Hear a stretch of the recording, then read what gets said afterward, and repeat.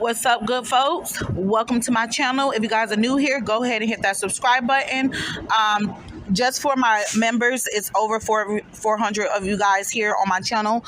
I would really appreciate it if you guys would get into the comments more often. Let's have a conversation about these topics, folks. This also provides the opportunity for me to get to know you guys a little bit better. I do get in the comments and respond. So whether you agree or disagree with whatever the topic is on the video, just get in there and, express yourself. That's what the comments are there for.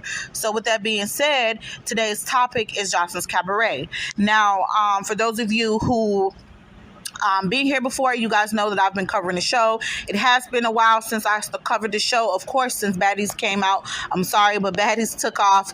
I mean, they don't came out and they're taking off, okay? So today, I'm just going to catch you guys up on the show, especially since the season finale just dropped this past week. So I'm going to go ahead and catch you up with this, with some of the things that happened since we last talked about Joseline. So for those of you who actually care, let me catch you guys up a little bit, okay? So basically, after everything that went down in Miami with Joseline getting arrested, the big fight or whatever, a few of the girls decided to leave the house, okay? So Abby was one of those girls who decided to leave. Now, that right there, no big shocker, okay? I don't think Abby was ever an advocate for the violence, and honestly, I believe that she left because of the whole situation that happened with Joseline, okay? Even though Abby couldn't dance for shit, it seemed as if she was enjoying herself. But honestly, quite frankly, I think between all the fights that had happened up until the Miami situation, Abby was just over it. So she went back and flew back to fucking Fairyland, wherever she's from. Okay, so that right there, no big shocker. But what surprised me was this whole Lucky situation. Okay, so for those of you who don't know, after the whole thing went down with Joseline in Miami, Lucky got on social media and she was, she decided to, talk about the whole situation with Big Lex and how she felt some type of way that, Big Lex was jumped. And, she also mentioned the fact that if she was there, that everything wouldn't have happened the way it happened. Okay. First of all, what does she mean by that? Because she would have got her ass whooped right along with Big Legs, but that's neither here nor there.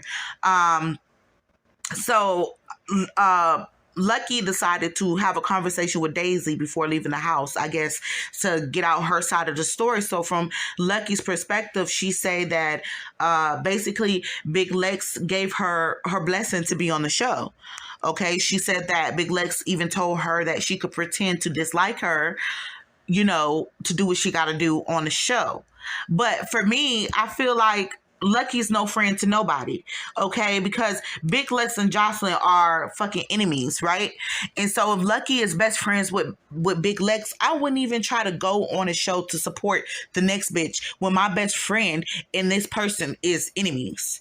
And not to mention the fact that Big Lex has a show over on another network called N.E.X.T. So if Lucky was so adamant about her reason for being on Joseline's show is to work on her and help herself out, why didn't she go over to Big Lex's show to get some type of publicity or whatever it is that she's trying to do? Why didn't she go over there to try to accomplish her mission? I think that Joseline knew from the jump that Lucky was nothing but a fucking spy. Maybe she was there to try to see how Joseline operation is going so that she can go back and tell Big Legs. Who knows? Maybe she's trying to get some dirt on Joseline. Maybe that's what the case is. But my thing is, why the fuck even go through all of that? Like, Joseline ain't fucking with you. After Joseline went to talking shit to her the first time, she should have fucking left. Because quite frankly, it's not like she was there to really support Joseline. So what was the point of her being there? So it makes sense now as to why Joseline just targeted her ass for some reason. And the fact that I felt bad for her, now it makes sense why Joseline was coming for her ass like that. Honestly, quite frankly, I'm glad she gone, because realistically, the vibes, the energies between the girls and Joseline definitely calmed down after Lucky left. So I would say that her presence was kind of a disturbance anyway. Fuck her. Moving on. Something else that I want to talk about is the whole relationship between Holiday and Precious. Now, I've said before that when it comes to lesbians, I don't really trust those relationships, okay? I'll be damned if I let another bitch play on my feelings, okay? So you got Holiday, who has a whole man at home. She's in a relationship. She has a whole man at home. Her and Precious, they're exes apparently, and they hadn't seen each other up until this show. This is what they're claiming. But child, if you ask me, both of these hoes know each other was going to be on the show. But with that being said, so anywho, them two started rekindling things or whatever. So you get Holiday, she's all in her feelings, getting all emotional with Precious, but Precious like, I'm not really feeling you like that. My whole thing is, if Precious wasn't feeling her like that, she should have started back sleeping with the girl. It seems to me that Holiday gets in her feeling real easy, and so if, from my perspective, I feel like Precious shouldn't have started back sleeping with her, okay? Especially when you know that she's going to leave the show and she's going to go home to her man. Why even entertain that bullshit? But ultimately, it is what it is. I just think that shit's not going to work out. Oh, and let's get to Miss Natural. So, the girls from the Miami trip, they ended up coming back to the house. You have Danny, Andrea, and Yummy. All of them is against Miss Natural at this point, right? So they're confronting Natural in front of the rest of the girls. And basically, I'm not mad at that. Okay, I'm not mad at the fact that they confronted her. Because Natural spent the whole time that they was on the trip to Miami ragging on these girls. She had a problem with everything and every last one of them. Okay, so now it don't got to the point where these girls are fucking tired of Natural, right? So they decided to, kind of coagulate themselves and confront her. Now, Danny in particular kept pushing the issue with Natural. And me personally, I just feel like I'm not upset with them for confronting her, because somebody had to tell that bitch about herself. But ultimately, I do kind of low key feel like it's kind of weak, especially for Danny, to get as bold as she was getting, because bitch, you only did that because you had backup. If Yummy and Andrea wasn't on the same, wavelength as you at the moment, you wouldn't have done all of that. I didn't think that Danny should have really fucked with or antagonized Natural, because at the end of the day, Natural looked like she'll walk the dog with Danny little skinny ass. Okay, so them two had a little back and forth at the table. Danny kept trying to push Natural. Natural went into victim mode. Oh my God, I wasn't feeling good. I still got under the dance. Girl, listen, nobody gives a fuck. When you come off being how you is, nagging, fucking with people, ain't nobody gonna give a fuck about you having a bad day, because you always having a bad day. So they don't give a fuck about your moodiness and your emotions if you always on the same shit. You just a miserable person. Nobody wants to be around you if that's the way you're gonna carry yourself. So she was sitting up there in this little pity party saying how she wasn't feeling good. Even if that was the case, nobody has sympathy for you. It's hard to, when you are the type of person that you are. But like I said, Danny, I still feel like it was low-key weak of the girls to gang up. I feel like she confronted them or she yelled at them or whatever individual. I feel like if they should have confronted her and stepped down on her, like, bitch, it couldn't have been me. If she would have yelled at me like that, I would have been on her ass like white on rice. I wouldn't have waited until I had backup, okay? I would have damn sure handled myself and confronted her right then and there. But child, whatever. And side note, did you guys see that wig that Danny was wearing? Danny apparently took Big Lex wig during the whole fight situation in Miami. So I mean, I can understand the bitch wearing the wig in the confessionals to be funny and shit, but this girl was wearing that wig like a whole fucking hairstyle. Like, that's nasty. Bitch, it don't even look like she washed that shit. Like, it's like you walking around with somebody dirty hair scalp and follicles all on top of your head. Like, ew, that's nasty. No. What else? What else? Oh, yeah. Okay, so this one here was funny to me. Natural and Egypt ended up hooking up and starting some type of situationship. Now, I already could tell that Egypt and Natural was kind of feeling each other. But with that being said, they ended up hooking up. Now, I don't know if this relationship is going to be serious or whatever. Me personally, I think that Egypt is more into Natural than Natural is into her.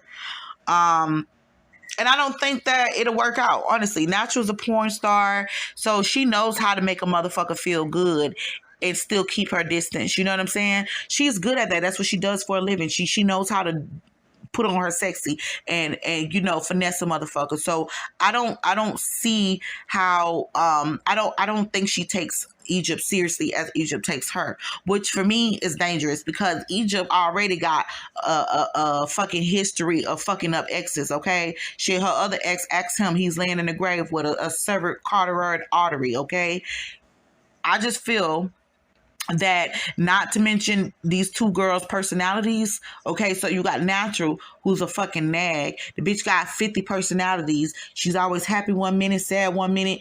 I feel like with Egypt's short temper, this is like a recipe for disaster here. So I really don't see that working. And I'm wondering if and when Joseline has a reunion, how things will progress between these girls. I would really be surprised if they manage to stick it out with each other, because if I'm not mistaken, both girls have kids. I'm wondering how that'll work. I like I said, I don't see it lasting, but whatever. That little hookup situation was funny to me. So now we finally get to the last episode that just dropped this past week, Joseline's Caberet finale.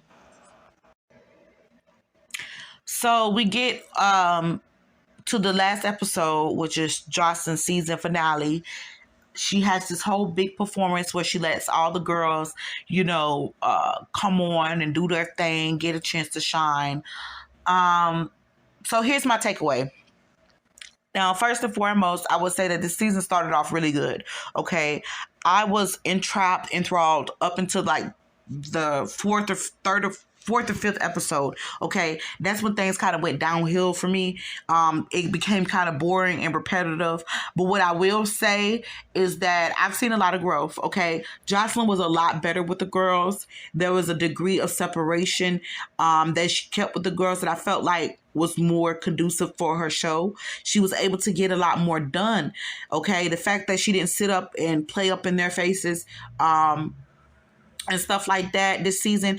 And I think that was a good idea, because the difference between this season and last season, she got into it a lot more with the girls. And I feel like that's because she spent a lot of time with them. Okay, this season she didn't do much of that, and I think that's a good thing, because ultimately Joseline is an executive producer. She's not a cast member. Okay, and when you're working and when you're hanging out with your employees, sometimes they forget that you're the head honcho.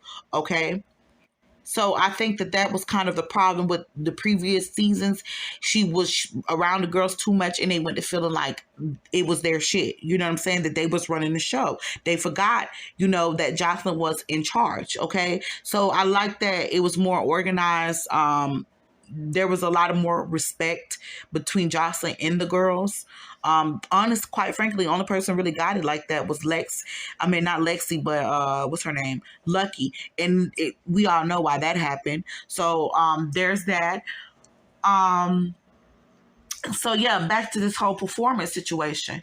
Now, when the girls I don't know if y'all noticed this, but when these girls was getting ready to go to that performance, listen, I don't give a fuck what y'all say. Joseline was hyped up, and so was Andrea. Now, I can't call it for the other girls. I'm pretty sure they was too. But the way the motherfucker was, like, come on, seriously, Andrea, she couldn't even stop. Somebody, if I'm not mistaken, one of the girls told her that something was hanging out her nose. The motherfucker was like, oh, girl, child. All these girls, I wouldn't be surprised if all of them are doing the cocaine. I wouldn't be surprised. But y'all can't sit up here and tell me that Joseline and Andrea I seen clear as day. Joseline couldn't leave her fucking nose alone. And then you got Andrea motherfucking shit was going like she had sinus and mucus problems going. Okay. So yes, both of them bitches was hyped up. I don't know about the rest of them, but both of them was definitely fucking hyped up. But yeah, so with that being said, Joseline ended up, she let the girls perform, and she said that, she would call back the ones that she wanted to be on the cabaret. Well, For those of you who care, Joseline has finally released the girls that she's going to have on her cabaret. And then I noticed out of all the girls who were last or remaining in the house after, by this last episode, I see a few of the girls is missing. So let's get into who's still there and who's not. The girls who, although Joseline let all the girls perform, the show finale or whatever, all the girls, however, did not get to go on Joseline's tour, because the whole point of the cabaret was basically to find girls for the tour, which the tour is called Doom Cha Cha. Okay, so with that being said, only 7 girls actually made the tour. So we got Precious, Miss Natural, T Love, Andrea, Egypt. What's that girl name? Danny, and Yummy. Okay, so that's the 7 girls. So I'm gonna get into the 7 girls real quick that she kept. Okay, I wasn't surprised to see I wasn't surprised at this little selection right here that she picked, because one thing about it, Joseline, she like girls that has the dance moves, but she also is strictly about aesthetics as well. So it doesn't surprise me that she picked this particular group of girls. I do have let me see. Let me think. Andrea, sometimes she can be a bit stiff, but she's good with the pole. So I can see why Joseline kept her. Really, to be honest, yeah, this is a group. As far as this group right here, these girls really had moves. Now, T Love, I don't know. I didn't really get the chance to see her dance like that.